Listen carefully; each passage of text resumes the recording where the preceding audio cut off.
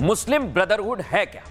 अरब देशों में फैला हुआ एक कट्टर इस्लामिक मूवमेंट है जिसकी स्थापना स्कूल टीचर से मजहबी नेता बने हसन अल बन्ना ने की।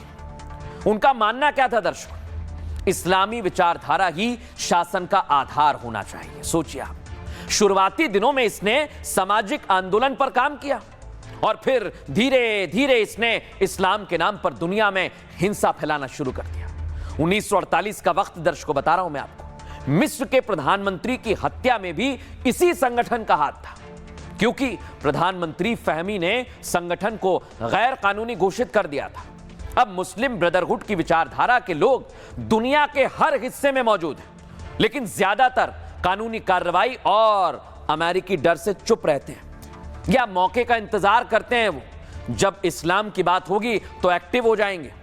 यही वजह है मिस्र, सऊदी अरब और यूएई के साथ रूस भी इसे बैन कर चुका है और अब डोनाल्ड ट्रंप ने भी स्ट्राइक कर दिया। आज हमने पूर्व राजनयिक दीपक वोरा से इसे लेकर सवाल किया। उन्होंने बताया है कि कितने खतरनाक थे और इस फैसले का क्या असर होगा। सुनवाता हूं आपको। बैन लगा दिया है डोनाल्ड ट्रंप ने कि अब इनकी फंडिंग खत्म हो जाएगी। ये एक और तरीका है स्क्वीज करने का ईरान को, कि अब ईरान के पास कुछ भी नहीं बचा है।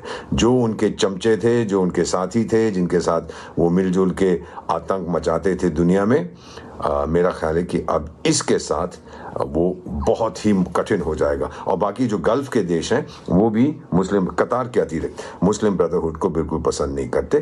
कतार भी समझ जाएगा कि अब अमेरिका से मुझे पंगा नहीं लेना, क्योंकि उन्होंने प्रतिबंध लगा दिया है मुस्लिम ब्रदरहुड पे। बाकी देश तो सऊदी अरेबिया है या कुवैत है या बहरीन है या यूएई, वो तो नाच करेंगे कि मजा आ गया, इसको बंद कर दिया है। तो अब देखते हैं कि किस तरह से जो प्रेशर डोनाल्ड ट्रंप डालता जा रहा है ईरान के ऊपर, हमला अब कुछ ही घंटों की बात है। अब देखिएगा अब ईरान में क्या होने वाला है। अमेरिकी ताकत ईरान अब समझ जाएगा।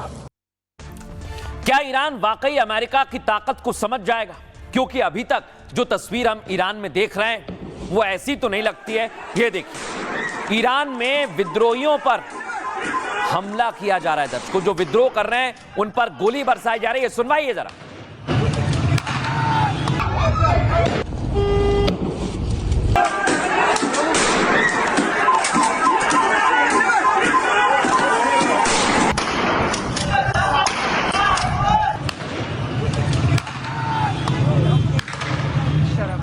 अब दर्शकों, जो लोग मान नहीं रहे, जो लोग प्रदर्शनकारी, उनमें से एक ये है। इसका नाम है इरफान सुल्तानी और इसे सरेआम शरिया कानून के तहत फांसी दी जाने वाली है। कहां पर दर्शकों? ईरान में बीच चौराहे पर।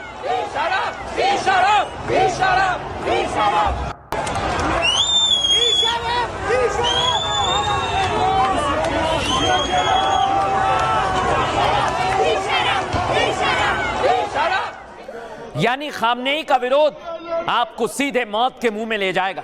और उसकी तस्वीर मैं आज आपको दिखा रहा हूं। देखिए इधर, ईरान में इस समय हालात बेकाबू हैं। प्रदर्शनकारी सड़क पर जरूर हैं, लेकिन खामनेई के समर्थन में भी कई लोग हैं। और जो विद्रोह में है उनका हाल क्या हो रहा है वो आपके सामने है। लाशों का ढेर लगा हुआ है।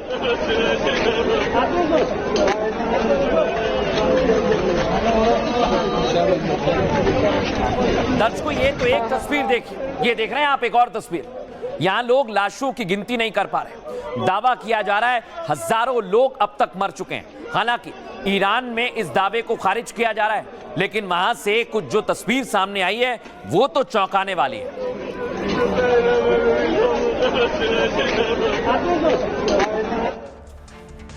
लेकिन दर्शकों, आप सोचिए, अगर प्रदर्शनकारी वहां प्रदर्शन कर रहे हैं तो क्या उन्हें सीधे बीच चौराहे पर फांसी दी जाएगी?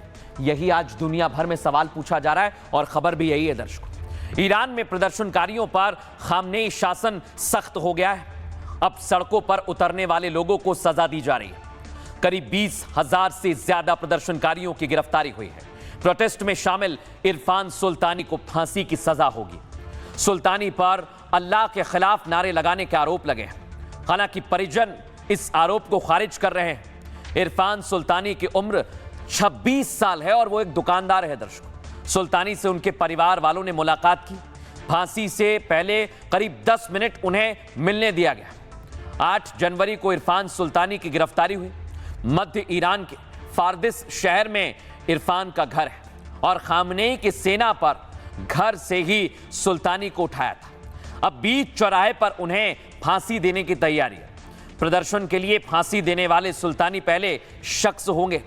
हालांकि इस फैसले का जबरदस्त तरीके से विरोध हो रहा है। दर्शकों, खामनेई का कहना है कि इरफान बाहरी मुल्क का एजेंट है। सोचिए, और इस मामले को लेकर अब दुनिया भर में चर्चा हो रही है। और अमेरिकी राष्ट्रपति डोनाल्ड ट्रंप क्या कह रहे हैं वो जरा आपको सुनवाता हूं। Iran is on my mind when I see the kind of death that is happening over there. We think so. We're going to get some accurate numbers. I'll have it in about 20 minutes. We'll get some accurate numbers as to what's happening with regard to the killing. The killing looks like it's significant, but we don't know yet for certain. I'll know within 20 minutes. So. देखा दर्शकों आपने, अभी तक जो तस्वीर आप देख रहे थे वो ईरान में विद्रोहियों की। अब मैं आपको दिखाता हूं ट्रंप के खिलाफ ये विद्रोह हो रहा है। और ये विद्रोह आप समझ जाइए, खामनेई के कट्टर समर्थक हैं जो ट्रंप के खिलाफ मैदान में आ गए हैं।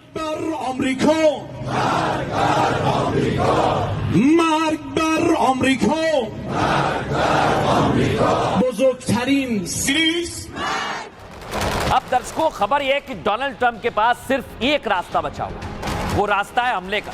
और कल ही कह दिया था यूएस की तरफ से कि हमारे पास हर तरह के रास्ते खुले हुए हैं, लेकिन हमला करने के लिए अगर मौका आएगा तो हम पीछे नहीं हटेंगे।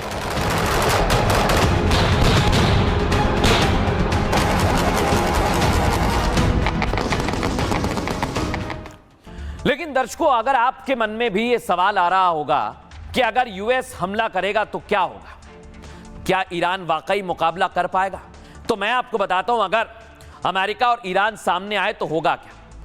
ताकत में अमेरिका और ईरान की कोई तुलना नहीं है, ये तो आप पहले समझ लीजिए। अमेरिका दुनिया की नंबर 1 सैन्य शक्ति है दर्शकों, लेकिन ईरान की कुछ खास ताकतें अमेरिका पर भारी पड़ रही हैं। सबसे बड़ी ताकत क्या है? ईरान का मजबूत संगठित सुरक्षा तंत्र। सैन्य ठिकाने पूरे ईरान में फैले हुए हैं, जहां एक साथ स्ट्राइक बहुत मुश्किल है। इजराइल और अमेरिकी बेस ईरान के सीधे निशाने पर है। युद्ध की स्थिति में ईरान जवाबी कार्रवाई में देरी नहीं करेगा, यह भी तय है। और सीधी जंग होने पर ईरान में चल रहे विरोध प्रदर्शन कमजोर पड़ जाएंगे। इससे ईरान में खामनेई के प्रति राष्ट्रवाद का माहौल बन सकता है और ईरान में ट्रंप को सीधे सैनिक उतारना भी महंगा पड़ सकता है, क्योंकि ईरान की अदृश्य सेना से सामना करना असंभव है। यह अदृश्य सेना क्या है? ईरान की बसीज सेना ही उसकी असली ताकत है। बसीज सेना को हिडन फोर्स यानी अदृश्य शक्ति कहा जाता है दर्शकों। यही है वो force. Islamic revolutionary guard corps के पास ट्रेंड जवान है। IRGC के नेतृत्व में ही बसीज सेना काम करती है।